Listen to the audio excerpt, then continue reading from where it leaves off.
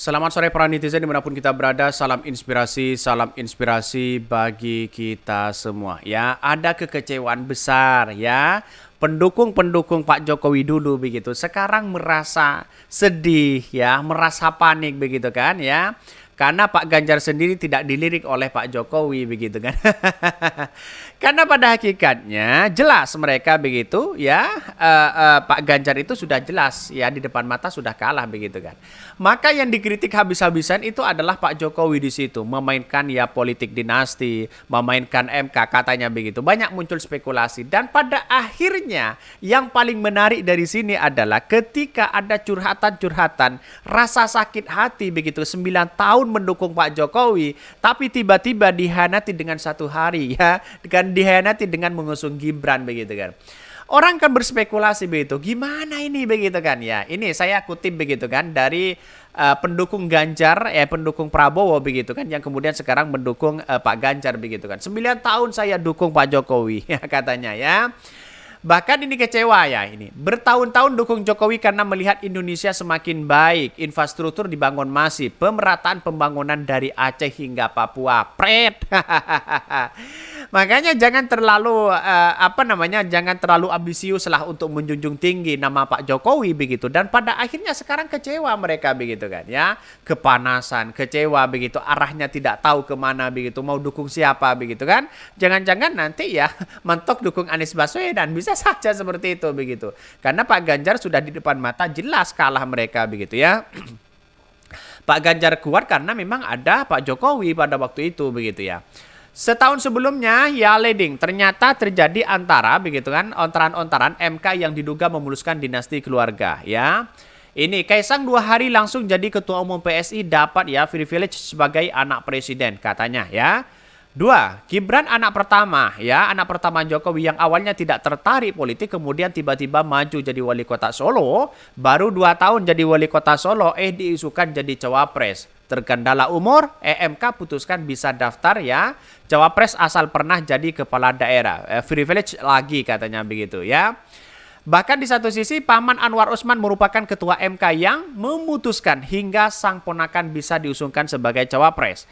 Lantas ya anak presiden sekaligus ponakan ketua MK maju dalam kontestasi pilpres ya istimewa sekali. Saya rasa hanya Ganjar Mahfud yang katanya tegak lurus konstitusi. Pret. Mengapa saya katakan seperti itu begitu kan ya? Karena pada hakikatnya Ganjar Mahfud itu kan sudah kalah di depan mata sebenarnya begitu kan ya. Pendukung-pendukung mereka mulai alibi bagaimana untuk menyerang Pak Jokowi sebenarnya. Bagaimana Pak Jokowi itu bisa berpartisipasi, bisa memikirkan Ganjar di situ begitu. Artinya PDIP masih ketergantungan kepada Pak Jokowi di situ begitu. Pendukung-pendukung mereka yang kemudian kecewa hari ini karena pada hakikatnya begitu kan ya masih tergantung kepada Pak Jokowi begitu kan. Kayaknya yang paling kuat ini Pak Jokowi atau PDIP begitu kan. Ini kan pertanyaan besar begitu, dan bahkan pendukung-pendukung mereka mulai agak kecewa. Karena apa? Karena kekecewaan mereka yang saya lihat begitu kan ya. 9 tahun katanya begitu. Mendukung Pak Jokowi tapi pada akhirnya kok sekarang kecewa begitu. Hei ya, saya itu 9 tahun begitu sudah kecewa kepada Pak Jokowi, biasa aja kok begitu kan.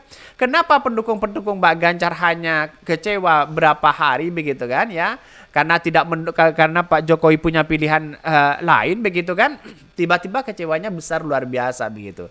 Ini komentar saya tertawa begitu kan melihat relawan-relawan Pak Jokowi yang kemudian seolah-olah begitu dikibulin begitu kan ya.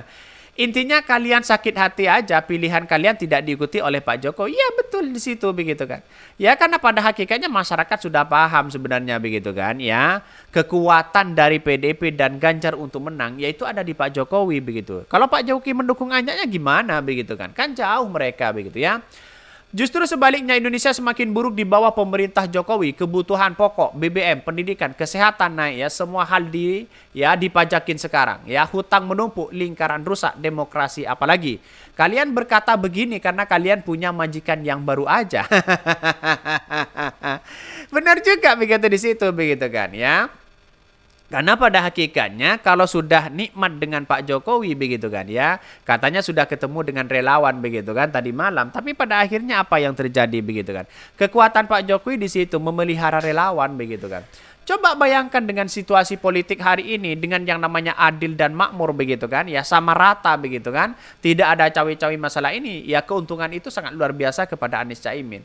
Walaupun dengan cawe-cawe berbagai apapun, ya tetap pilihannya Anies Caimin di situ begitu. Tidak ada solusi lagi begitu kan ya. Untuk menyelamatkan bangsa kita, yaitu adalah Anies Caimin begitu kan ya. Kita lihat saja begitu nanti begitu, ada regenerasi dan sebagainya begitu kan. Dan pada akhirnya apa yang muncul spekulasi di masyarakat begitu. Banyak kekecewaan pendukung-pendukung Pak Jokowi begitu kan, yang kemudian yang berada di Ganjar begitu kan ya. Yang berada di Ganjar sudah stagnan seperti itu begitu. Kelihatannya sekarang Ganjar Pak Mahfud ya tidak sebegitu wow begitu kan ya. Dan mulai acara-acara mereka mulai agak sepi begitu kan. Kita lihat saja nanti bagaimana suasana dan nuansa Pak Ganjar setelah ditinggal oleh Pak Jokowi begitu ya. Berarti selama ini dukung PDIP bukan dukung Jokowi. Please stop ya. Mending fokus dukung Ganjar. Nggak usah panik karena kehilangan Gibran. Oke, katanya. Ya dengan kata-kata seperti itu kan menandakan sudah panik luar biasa begitu. Sebenarnya kalian ini yang di awal memuji-muji Jokowi yang berseberangan ya kalian hajar. Giliran Jokowi bermanuver ya kalian kabur duluan ya. Sudah diingatkan jauh-jauh hari tapi tutup telinga dan dijilat terus. Makanya jadi relawan itu jangan menjilat terus begitu kan ya. Relawan kok jadi penjilat. Gimana sih begitu ya. Itu banyak sekali komentar-komentar seperti itu begitu. Dan pada akhirnya sekarang sudah merasakan pribadi mereka begitu. Bagaimana sakit hati ditinggal Pak Jokowi. Bagaimana sakit hati Pak Jokowi punya pilihan lain dan sebagainya begitu. Ya sia-sia dong 9 tahun menjunjung tinggi atas nama Pak Jokowi begitu kan ya. Menaikkan nama baik Pak Jokowi itu pada hakikatnya begitu dikecewain begitu kan. Sayang 1000 sayang begitu. Ini banyak sekali komentar-komentar dari netizen ya. Terus jelek-jelekin terus Pak Jokowi dan keluarganya ya dengan berbagai argumenmu. Bahwa pemilih Jokowi tetap akan memilih calon loyal dengan legasi Jokowi sendiri begitu ya. Semua orang kan tergantung pada Pak Jokowi begitu. Kenapa relawan-relawan Ganjar kok kepanasan begitu kan ya? Semua masyarakat Indonesia punya hak secara demokrasi begitu kan. Yang seharusnya dikritik itu bukan Pak Jokowinya. Yang seharusnya dikritik itu adalah MK-nya di situ begitu kan ya. Gibrannya di situ. Kenapa Pak Jokowi dikritik? Kan begitu logikanya begitu kan. Secara logika kan seperti itu begitu. Dan pada akhirnya sekarang itu mulai kepanasan mereka begitu. Boleh nggak suka sama Jokowi tapi saat ini saat era presiden terbaik katanya ya. Gimana pendukung-pendukung mereka dijunjung tinggi tiba-tiba begitu kan sekarang dikritik begitu. Sama dengan Partai Demokrat di situ begitu kan ya. Ujung-ujungnya begitu ya. 9 tahun menjadi oposisi tiba-tiba begitu kan ya ditawari dengan jabatan ya melempem, lemah iman mereka begitu kan. Partai Demokrat lemah di situ begitu. Kenapa? Ya mau tidak mau kenapa dari dulu tidak 9 tahun aja menerima lamaran itu begitu kan. Menerima menerima dengan atau bergabung kepada koalisi Pak Jokowi kan seharusnya seperti itu begitu karena inilah negara demokrasi banyak sekali pro dan kontra begitu kan.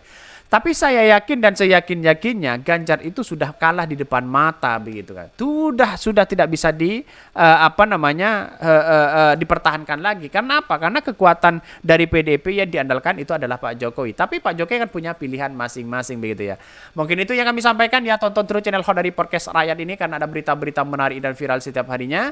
Salam para netizen, salam inspirasi bagi kita semua. Jangan lupa di subscribe channel YouTube Khodari Podcast Rakyat ini.